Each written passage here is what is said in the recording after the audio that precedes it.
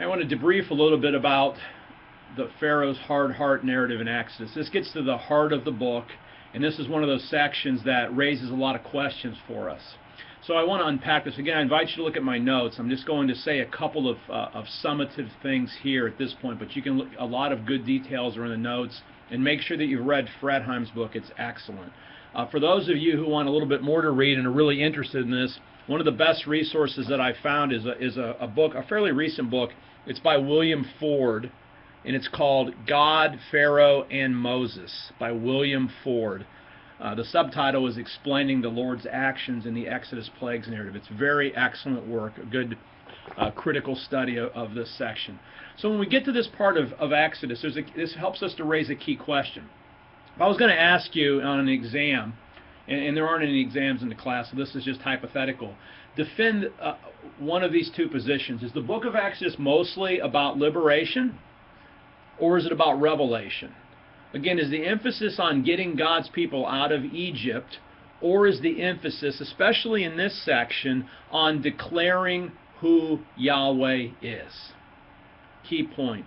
So one of the things you're going to want to look at around the hard heart is not just the occurrences of hard heart, but look at all the language, all the no language that shows up where God says, so that Egypt will know me, so that Israel will know me, so that Pharaoh will know. All this comes to a real climax in 9:16, that text that you looked at for your grammatical analysis this week, where the scripture says, this is God speaking through Moses to Pharaoh, says to Pharaoh, "But I have raised you up for this very purpose, that I might show you my power and that my name might be proclaimed in all the earth." So at some key point, what God does through all these plagues, through his deliverance of God's people, is to make a clear demonstration to the world of who God is.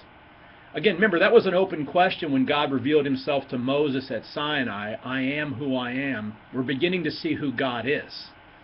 Powerful. Powerful to save.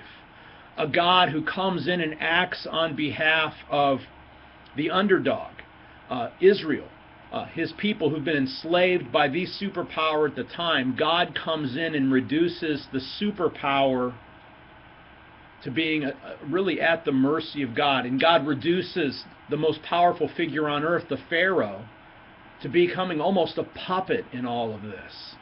So that's a key question. So you want to look at that point, liberation or revelation. Then we want to look at hard heart a little bit. We see in this that there's a couple of key pieces. First of all, heart is critical.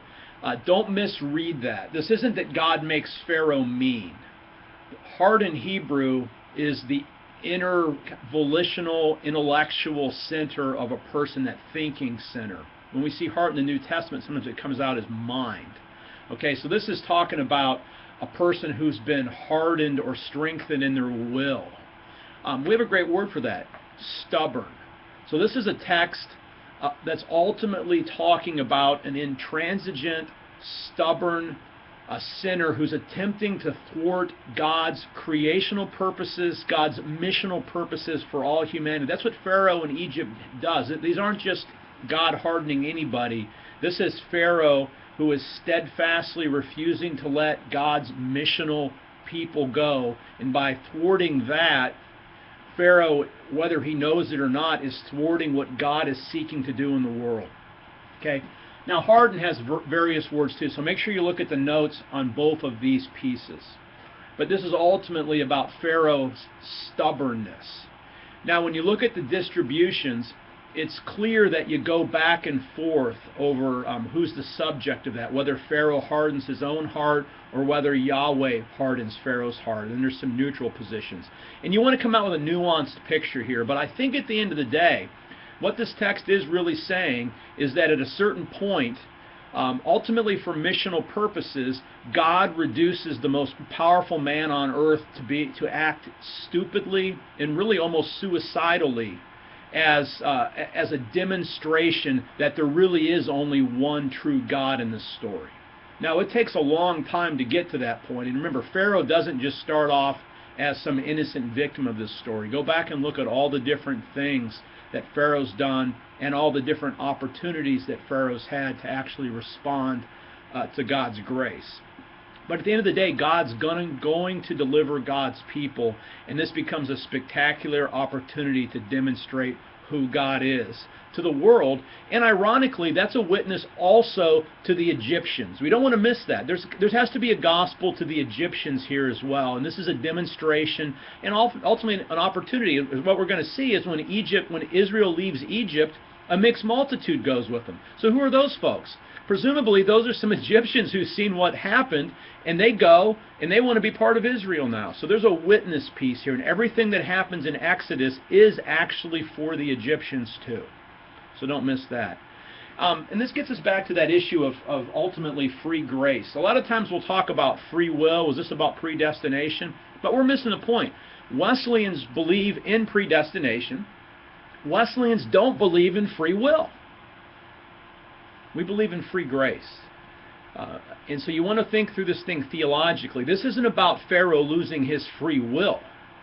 This is, no one has free will. We're all lost. Remember, in the Wesleyan theology, we only have a bit of ability to actually respond to God because God has given everybody grace freely.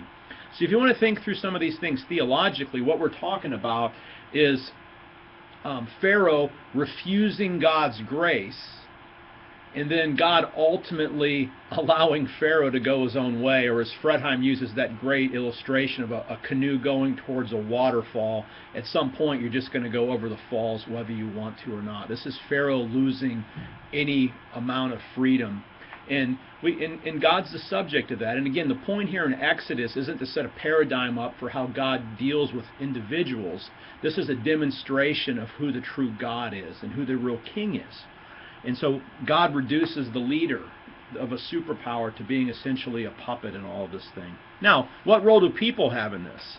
If we're talking about liberation theology, again, the message here is God does everything. God delivers God's people. And so, as we go into discussion this week, invite you to discuss all of these things in our course center, and also think about that pastoral issue. What about a person that comes to you and says, I'm worried that God's going to harden me? Or I've been reading Scripture and I identify with Judas and with Pharaoh, and Pastor, I don't want to be one of those persons. I mean, what do you say to a person? Does God actually deal with individuals today like He dealt with Pharaoh? So think about that. We'll look forward to having some good conversation, and thank you again for your hard work this semester.